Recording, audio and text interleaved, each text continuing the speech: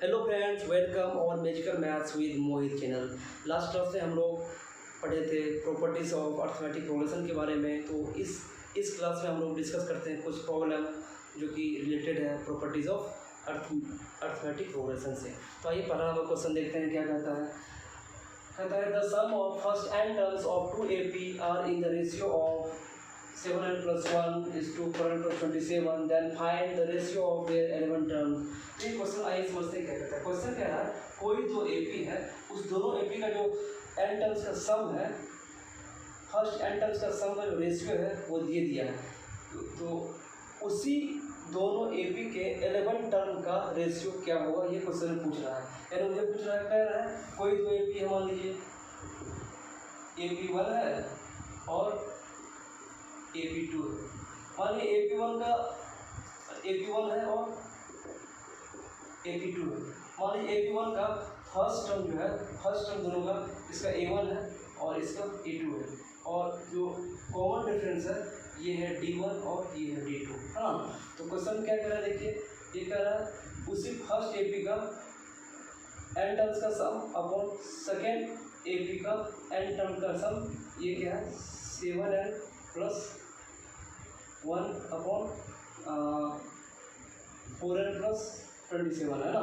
तो हमको निकालना क्या है, हमको फाइंड आउट करना है T11 किसका, फर्स्ट का अपॉन T11 सेकेंड का, ये क्या होगा, ये मुझे फाइंड करना है।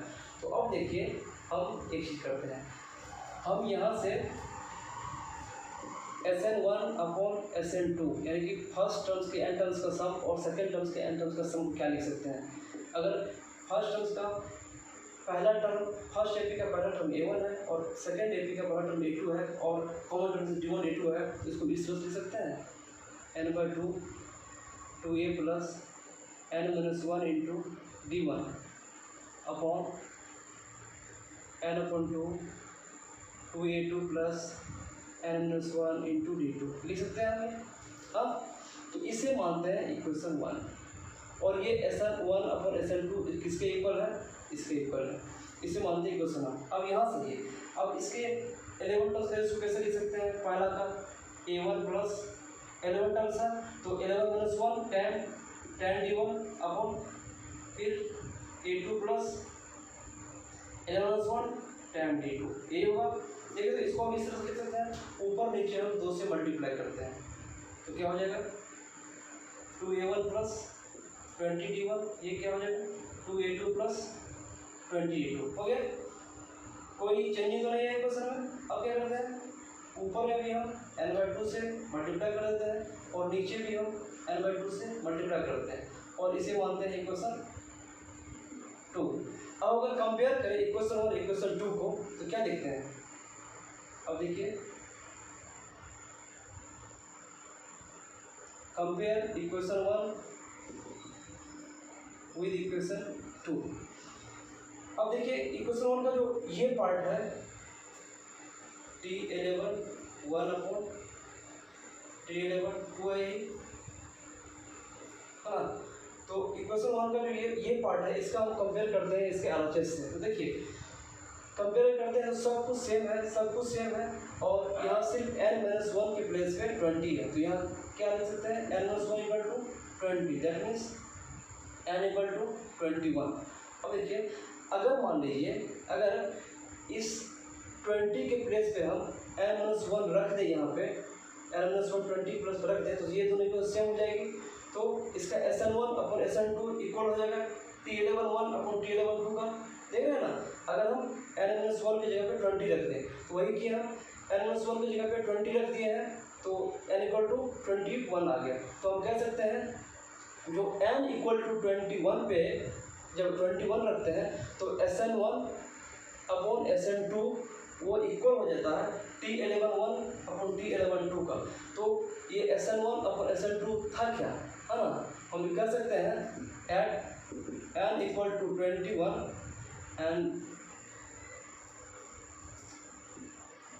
T11 1 अपॉन T11 2 ये इक्वल हो जा रहा है Sn1 अपॉन Sn2 का, n = 21 पे। तो Sn1 और Sn2 है क्या, यहाँ देखिए 7n plus 1 upon 4n plus 27 है। तो n को 21 रखिए, ये क्या हो जाएगा 21 into 7 plus 1 upon 4n plus 27, 4 into 7 plus ये 21 इंटू 4 प्लस 7, ये इसको ऐड कीजिए, कितना हो जाएगा 7 प्लस 1 8, 7 2 जा 14, इसे ऐड कीजिए 4 प्लस 7 1 और रिमाइंडर 6 हो चाहिए, तो इसके बाद 4 इंटू 2 8, 8 2 10, 10 11, तो ये आएगा इसका आंसर।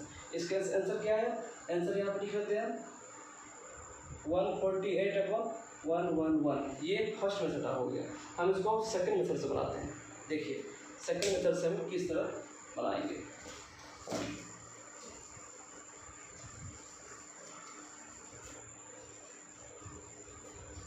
ये था फर्स्ट मेथड, अब वो देखने जा रहे हैं।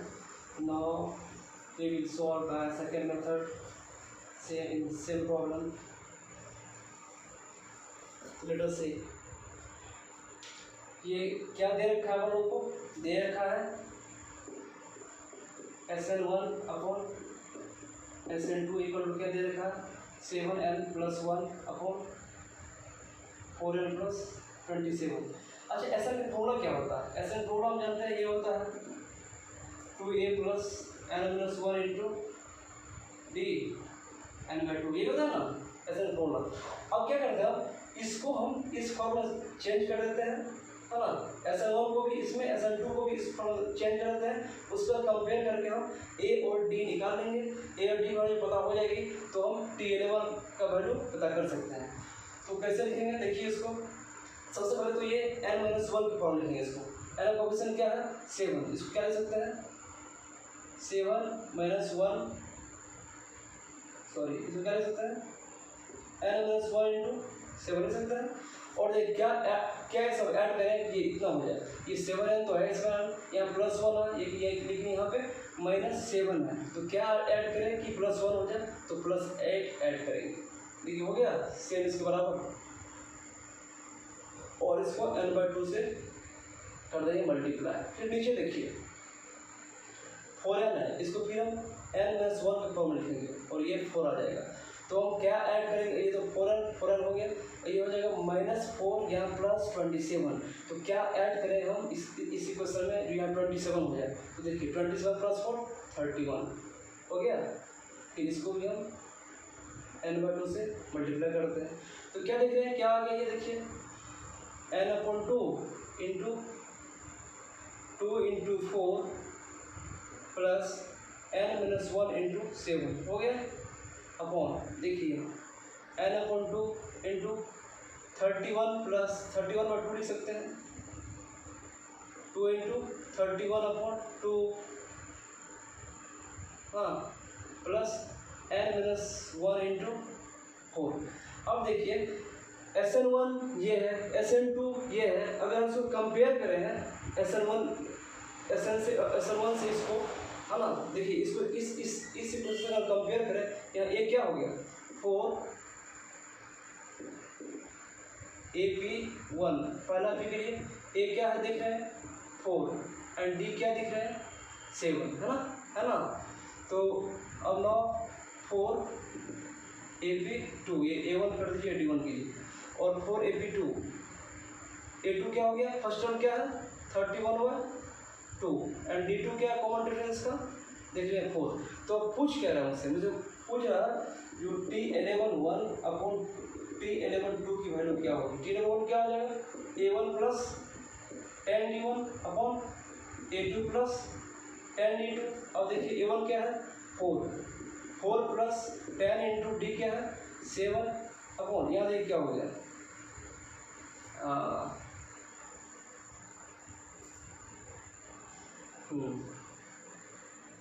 ठीक है, D क्या है 7 है, और L क्या है ये, हाँ ये देखिए A2 क्या है 31/2 प्लस 10 इंटू D2 क्या है 4। अब इसको ऐड कीजिए, नीचे ऐड कीजिए तो ये क्या हो जाएगा 31 है, और ये 40 इंटू 2 80 प्लस 31 111/2, ये क्या हो जाएगा 10 70 प्लस 74, ये 74 हो जाएगा।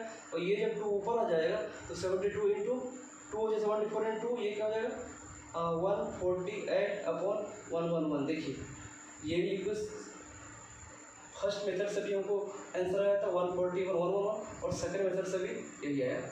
तो चलिए दूसरा क्वेश्चन देखते हैं क्या कहता है। क्वेश्चन क्या है, if A1 A2 A3 are in AP such that A1 plus A5 plus A10 plus A15 plus A20 plus A24 equal to 2 to 5, then A1 plus A2 plus A3 plus A24 equal to 1। यानी कि क्या दिया है, कह रहा है कि कोई A1 A2 A3 AP में है, इस तरह है कि A1 plus A5 plus A10 plus A15 A20 plus A24 equal to 5 दिया हो। तो फाइंड कर रहा हूँ उसी अर्थमेटिक प्रोग्रेशन का फर्स्ट टर्म से लेके 24 तक के सम। तो ये क्या फाइंड कर रहा हूँ, देखिए A1 plus A2 plus A3 plus A4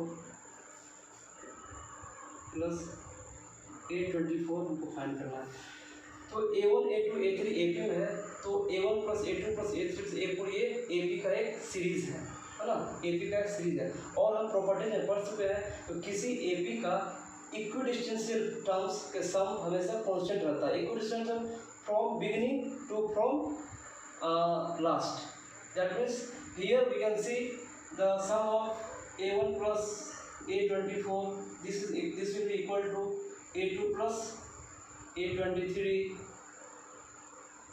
क्योंकि बिगिनिंग से सेकेंड टर्म, तो लास्ट से सेकेंड टर्म A23 हो जाएगा, इक्वल टू बिगिनिंग से थर्ड टर्म,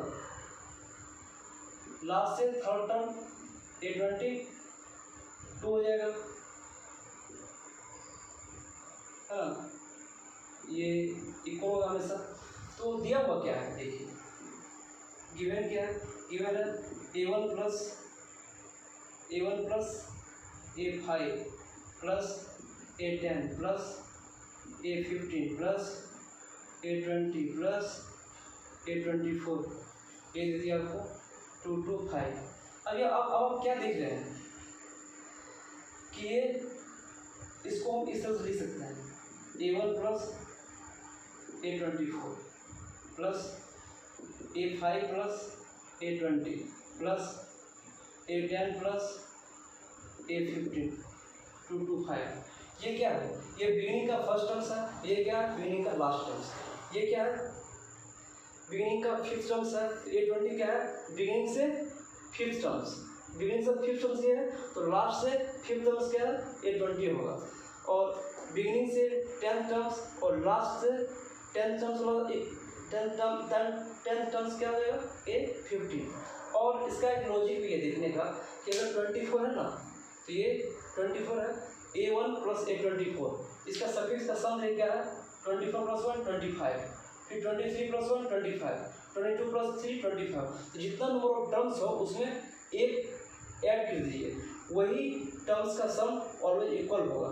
यानी कि A1 A24 इक्वल होगा, A1 plus A24 ये इक्वल होगा A2 plus A23 का, है ना। ये क्या कहते हैं लॉजिक है, जिससे कि आप पता कर सकते हैं कि कौन टर्म्स किससे सम होके किसका इक्वल होगा, क्योंकि इसके सफिक्स का सम हमेशा 25 के इक्वल होगा। और इसमें देखिए 1 plus 24 25, 5 plus 20 25, 10 plus 15 25, तो ये ऑलवेज इक्वल होता है। तो हमें फाइंड क्या करना है, फाइंड करना है आपको ये वाला टर्म इसका। तो इसमें भी आप इस इक्वेशन को भी इक्वेशन 1 मानिए, इक्वेशन 1 को भी आप लिख सकते हैं। पहले तो इसको देखिए, ये सब इक्वल होगा, ये सब इक्वल है ना यहाँ से, हाँ ये सब इक्वल है यहाँ से। तो इस इक्वेशन से हम इस इक्वेशन को कंपेयर करके लिख सकते हैं 1 2 3 3 डब्बा है 3 इंटू A1 प्लस A24 लिख सकते हैं 2 to 5, इसको इक्वेशन 2 मानिए। अब फ्रॉम फ्रॉम वन से क्या लिख सकते हैं इसको A1 प्लस A24 लिख सकते हैं प्लस A2 प्लस, अब क्या है यहाँ पर लिखा, आपको सोचिए 24 प्लस 25 है, ये 2 है, तब क्या इसका सफिक्स आएगा A23 आ जाएगा। A3 है, दूसरा टर्म क्या आ जाएगा, देखिए 3 है तो क्या जोड़ है इसमें 25 आ जाए तो A22। ये लॉजिक है आपको टर्म्स फाइंड करने का। तो ये चलते चला जाएगा, लास्ट टर्म क्या हो जाएगा A12 है ना, इसमें क्या जोड़े जो आ जाएगा 25 तो A30, इसका मुझे सम निकालना है। तो कितना डब्बा हो गया देखिए, 1 से लेकर चलेंगे से 12 तक, तो 12 डब्बा हो गया, 1 2 3 4 12 डब्बा। ये क्या लिख सकते हैं इसको, ये इक्वल होगा 12 इंटू A1 प्लस A24। इसको क्या लिख सकते हैं 12 को 4 into 3 into A1 plus A24 ना फ्रॉम टू क्या लिखते हैं, इसको क्या लिखते हैं 4, और ये किसके इक्वल है 2 to 5 की, 2 to 5 की। इसको मल्टीप्लिकेशन कीजिए क्या हो जाएगा 0 0 9, ये हो गया है ना इसका सॉल्यूशन। चलिए अब एक और क्वेश्चन हम लोग डिस्कस करते हैं।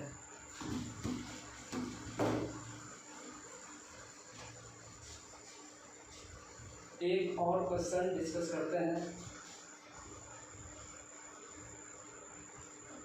कह रहा है क्वेश्चन में क्या क्या कह रहा है, देखिए क्वेश्चन में कह रहा है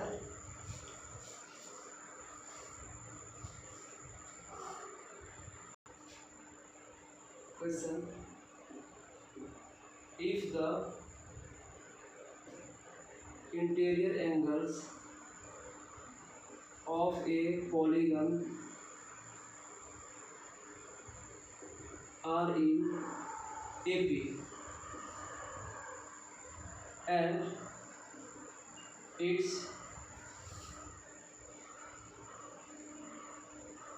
smallest angle is 120 degree and common difference is, उसे भी common difference कितना है वो है आपको 5 degree, then find number of sides. हाँ, कहता है कोई एक पॉलीगन है, उस पॉलीगन के इंटीरियर एंगल जो है, इंटीरियर एंगल जो पॉलीगन का होगा वो आपको AP में है, और सबसे छोटा, गौर कीजिए क्या कह रहा है, सबसे छोटा सबसे स्मॉलेस्ट एंगल 120 है और कॉमन डिफरेंस है आपको 5 डिग्री। तो कहता है टोटल नंबर ऑफ साइड्स क्या होगा। तो देखिए क्वेश्चन से अकॉर्डिंग टू क्वेश्चन अब वो देखते हैं जो क्वेश्चन क्या कह रहा है। सॉल्यूशन देखिए, सॉल्यूशन क्या है, दिया क्या हुआ, दिया है कि उस पॉलीगन का सबसे छोटा एंगल क्या है 120, तो सबसे छोटा एंगल 120 है, यानी कि आपको फर्स्ट में दे दिया है 120 है ना, और CD कितना दे दिया है D = 5 degree.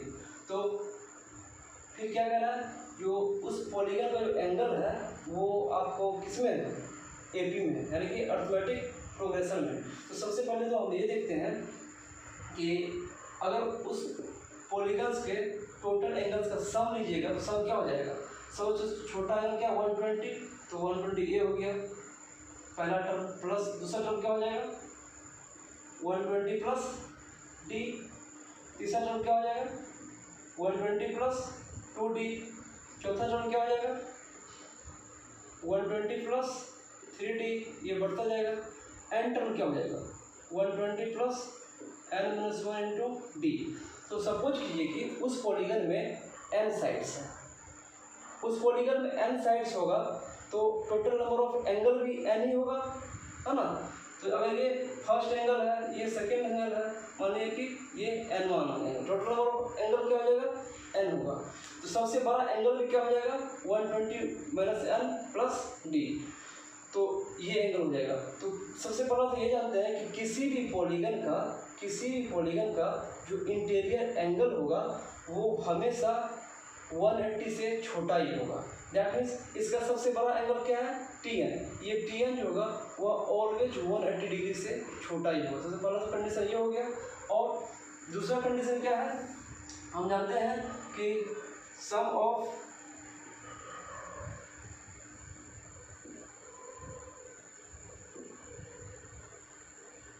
Interior angle of polygon क्या होता है, ये n-2 इंटू 180 डिग्री होता है। ये आप पढ़े होंगे। तो किसी भी पॉलीगन के इंटीरियर एंगल का सम वो n-2 इंटू 180 होता है। अब देखिए ये क्या है, ये है Sn, उस पॉलीगन के टोटल इंटीरियर एंगल का सम। और ये मैक्सिमम कितना होता है, ये होता है n-2 इंटू 180, जहाँ n क्या है, टोटल नंबर ऑफ साइड्स। यहाँ भी टोटल नंबर ऑफ साइड्स मानते हैं कि नंबर ऑफ साइड जो है वो n है, मान लीजिए। तो यहाँ पे क्या देखते हैं, यहाँ Sn इक्वल टू ये हो जाएगा। अब Sn इस फॉर्मूला से क्या होगा, Sn फॉर्मूला क्या होता है, n/2 टोटल n टर्म्स है ना, n/2 2 into a plus n-1 into d, d क्या है 5 है ना, ये इक्वल टू किसका हो जाएगा n-2 इंटू 180 डिग्री का। ये अब 2 को इधर ले जाइए और इसमें से 5 कॉमन लीजिए, क्या आ जाता है देख लीजिए आप। ये अब 2 को उधर ले जाइएगा तो ये क्या हो जाएगा n-2 इंटू 180 इंटू 2 हो जाएगा। और ये इसमें से 5 बाहर रहिए तो 120 इंटू 4 क्या होता है 240। अब 5 बाहर निकाल रहे हैं, 5 इंटू n, तो 240 डिवाइड बाई 5 इक्वल टू क्या हो जाएगा 72 हो जाएगा ना, नहीं 72 नहीं होगा। एंड 5 4 जा 20 एंड 5 8 जा 40, ये 48 हो जाएगा प्लस n-1, ये हो गया। ये आपको होगा इतना से। अब ये 5 से हम इसको डिवाइड कर रहे हैं, 120 को 5 से डिवाइड कीजिएगा तो क्या हो जाएगा 5 3 जा 15 एंड 5 3 जा 15 36 होगा। और ये क्या है, अब इसको अंदर ले जाइए, 48 माइनस 41 48 माइनस 1 47 एन से मल्टीप्लाई कर दीजिए तो हो जाएगा 47n प्लस n स्क्वायर, ये किसके इक्वल हो जाएगा, इसके इक्वल हो जाएगा। ये देखिए क्या है ये 72 हो जाएगा, 72n minus 72 into 2 equal to 144, ये हो जाएगा। अब देखिए आप इसको इधर लाइए, लेफ्ट साइड लाइए, क्या हो जाएगा n स्क्वायर प्लस 47, ये 72 लेफ्ट साइड आएगा तो नेगेटिव हो जाएगा, नेगेटिव 72, तो 47 माइनस 72 इक्वल टू माइनस 25, ये 144 राइट साइड आएगा तो 144 इक्वल टू 0। ये क्वाड्रेटिक क्वेश्चन हो गया। तो क्वाड्रेटिक क्वेश्चन को हम फैक्टराइज करते हैं, इधर फैक्टराइज क्या हो जाएगा n-16 into n-9 equal to 0। तो n का कितना वैल्यू आ गया, n का 2 वैल्यू आ गया, देखिए एक आ गया 16 और एक आ गया 9। अब 16 और 9 में से कौन सा आंसर होगा उसका हम चेक करते हैं। देखिए अब हम क्या बोले, किसी भी इंटीरियर एंगल, किसी पॉलीगन का इंटीरियर एंगल होता है वो ऑलवेज लेस देन 180 डिग्री होगा। तो इस पॉलीगन वाला जो जिस पॉलीगन का साइड n है और ये कंडीशन है, इसका सबसे बड़ा एंगल कौन होगा, सबसे बड़ा होगा 120 प्लस m-1 इंटू डी, क्योंकि ये सबसे छोटा एंगल 120 है और इसका कॉमन डिफरेंस 5 से बढ़ते जा रहा है, तो जो सबसे लास्ट वाला एंगल होगा वही सबसे बड़ा एंगल होगा। तो इसको हम चेक कर लेते हैं। देखिए 120 plus n-1 into D, D क्या है 5 है, ये हो गया tn आटा हो गया।